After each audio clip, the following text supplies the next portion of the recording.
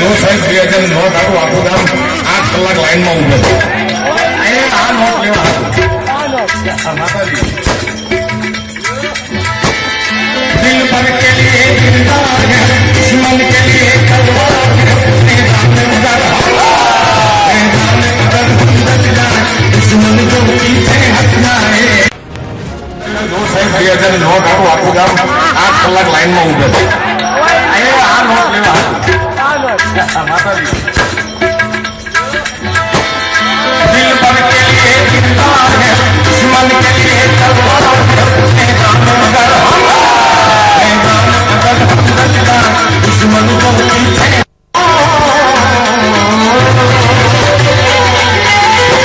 दिल भर के लिए जिंदा है આ દિલદાર જો સાહેબ 2000 નોટ આખું આખું ગામ 8 કલાક લાઈનમાં ઊભો છે. આ નોટ લેવા આ દિલદાર જો સાહેબ 2000 નોટ આખું આખું ગામ 8 કલાક લાઈનમાં ઊભો છે. આ નોટ લેવા માતાજી दिल भर के लिए जिंदा है दुश्मन के लिए तलवार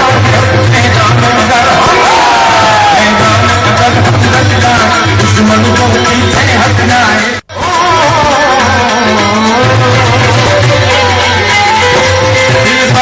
આપ વાત કરીએ કીર્તિદાનભાઈ પાસે જ. કીર્તિદાનભાઈ, કઈ જગ્યાએ ડાયરો હતો અને શું કહેશો આ બાબતે? શેનો પ્રસંગ હતો? પાલનપુર પાસે મુક્તેશ્વર મહાદેવ કરીને જગ્યા છે, બહુ પૌરાણિક છે, જ્યાં પાંડવોનું તર્પણ થયું પાંડુ રાજાનું અને પાંડવોએ ત્યાં તપ કરેલી એવી મુક્તેશ્વર મહાદેવ કરીને જગ્યા છે. ત્યાં ભાવિ ગાદીપતિ નાના એમની ચૌલ ક્રિયા એટલે બાધા નિમિત્તનો કાર્યક્રમ હતો અને એમાં બસ 2000 નોટો ઉડી. જ્યારે નોટબંધીનો કાયદો આવ્યો ત્યારે એક કોમેન્ટ મારા વિશે ઉઠતી હતી કે કીર્તિદાન ગઢવીના ડાયરામાં 500ની 1000ની નહીં, હવે 2000 નોટ ઉઠશે. એ વાત આ કાર્યક્રમમાં થઈ. પણ મારી દ્રષ્ટિએ આને પોઝિટિવ લેવું જોઈએ. મેં ફેસબુક ઉપર વિડીયો એટલા માટે મૂક્યો કે ગુજરાતને તો ખબર છે પણ દુનિયા આખીને ખબર પડે કે જ્યાં ધર્મની વાત આવે છે ત્યાં ગુજરાતની પ્રજા હર હંમેશ આગળ હોય છે અને પોતાની લાખોની સંપત્તિ, ટૂંકમાં પોતાની બધી સંપત્તિ લૂંટાવતી હોય છે. એ ભાવના જે ગુજરાતની પ્રજામાં રહેલી છે એ દેખાડવા માટે મેં ખાસ ફેસબુક ઉપર એટલા માટે મૂક્યો કે નોટબંધીનો અત્યારે માહોલ છે, જો કે હવે સાવ સરળ થતું જાય છે, જનજીવન થાળે પડતું જાય છે, પણ ખાસ 2000 નોટો ઉડી એમાં વિવાદ થયો છે. પણ મારું કહેવું એટલા માટે છે, સત્ય છે કે ધર્મ જગત કોઈ પણ કુદરતી આફત હોય છે ગુજરાતમાં કે હિન્દુસ્તાનમાં કે વોટેવર કાંઈ પણ, ત્યારે સૌથી પહેલી મદદ ધર્મક્ષેત્ર કરતું હોય છે અને ધર્મક્ષેત્રો એ પ્રજાના ગુણદાન ઉપર ડિપેન્ડ કરતું હોય છે. તો આમાં હજારો માણસો સેવકો જોડાયેલા હોય છે. એ લોકો 1000ની નોટ, 2000 નોટ, 500 નોટ ઉડાડતા હોય છે. એ સામાન્ય બાબત છે મારા દ્રષ્ટિએ. કીર્તિદાનભાઈ, ખાસ અહીંયા એક પ્રશ્ન એવું પૂછવા માંગીશ કે લોકો લાંબી લાઈનોમાં સવારથી સાંજ સુધી ઊભા રહેતા હોય છે. એક સીધો પ્રશ્ન આંખે ઉડીને આંખે વળગે એવો છે કે આટલી મોટી સંખ્યામાં 2000ની નોટ આવી ક્યાંથી? હવે એ તો મેં એટલે માટે કહ્યું કે એ સેવકો પર ડિપેન્ડન્ટ છે. એક સેવક હોય કે 2 સેવક હોય તો 2, 4, 5 નોટો લાવી શકે, પણ હજારો સેવક હોય છે ધર્મક્ષેત્રના અને ધર્મક્ષેત્રમાં એવા કેટલાય લાખોના ડોનેશન બેનામ આવતા હોય છે કે કોણ આપી જાય હે ને. અને આ પૈસા ધર્મના માધ્યમથી સારી જગ્યાએ વપરાવાના છે. વિધવા બાળકો માટે, અનાથ બાળકો માટે, પૂર પીડિતો માટે, અનાથ બાળકોના શિક્ષણ માટે, એની મેડિકલ માટે.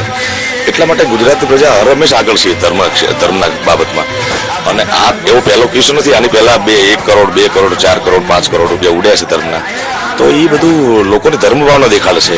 આમાં કતારમાં છે એ તો સામાન્ય જનજીવન માટે, પણ એવા કેટલાય સેવકો સમૃદ્ધ પણ માણસો હોય છે ને સમાજમાં. બધા કઈ સામાન્ય પરિસ્થિતિના છે નહીં.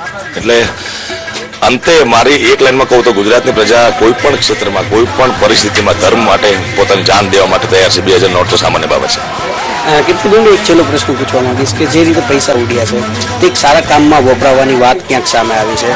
કેટલા પૈસા ઉડ્યા છે, કેટલી રકમ ગણવા જઈએ તો કેવડી રકમ, અને આ આખો કાર્યક્રમ હતો તે શેના લાભાર્થે આ કાર્યક્રમ યોજવો?